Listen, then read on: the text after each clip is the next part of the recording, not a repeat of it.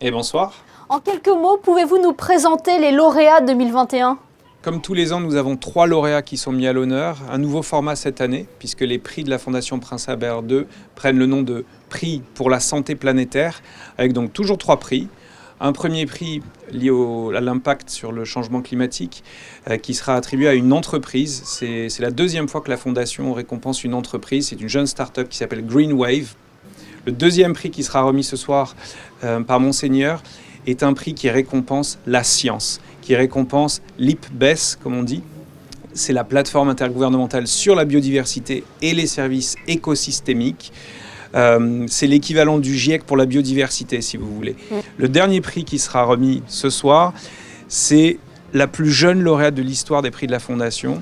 C'est une jeune activiste, inuit, donc d'origine canadienne, Automne Pelletier, qui n'a que 17 ans aujourd'hui et qui a commencé à faire entendre sa voix, à porter son message pour permettre l'accès à l'eau pour sa communauté et les peuples indigènes de l'Arctique canadien. Olivier Venden, c'était évident pour vous que ces prix soient liés au champ d'action de la Fondation ? Oui, bien sûr. Non seulement les champs d'action historiques de la Fondation, donc que sont le changement climatique, la préservation de la biodiversité et l'accès à l'eau potable, mais c'était surtout dans le choix de cette année une vision très holistique, une approche très transversale de tous ces sujets, en mettant en avant à chaque fois la science, la sensibilisation et les solutions du secteur privé.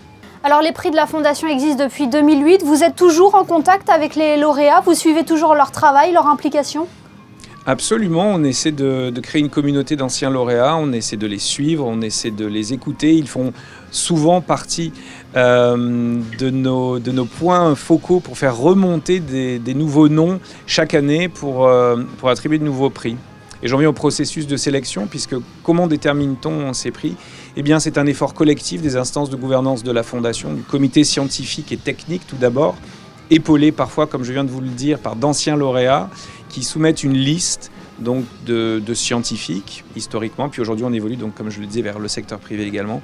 Cette liste est soumise ensuite au conseil d'administration de la Fondation présidé par le souverain qui émet une shortlist de 3 noms par catégorie et in fine le souverain détermine le lauréat par catégorie.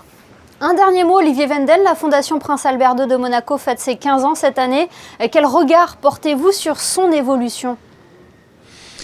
Écoutez, en seulement 15 ans et avec une taille toujours très humble de la Fondation, les succès ont été grands, les succès ont été au rendez-vous, que ce soit au niveau régional, je pense à la Méditerranée où les succès, vous les connaissez bien, il y a eu le thon rouge tout d'abord, mais il y a aussi le gypaète sur Terre, il y a aujourd'hui un travail de fond mené pour préserver le phoque moine de Méditerranée. Il y a eu aussi des succès beaucoup plus lointains, je pense au travail accompli pour préserver la mer de Ross en Antarctique, qui est aujourd'hui la mer, en tout cas l'aire marine protégée la plus large du continent antarctique.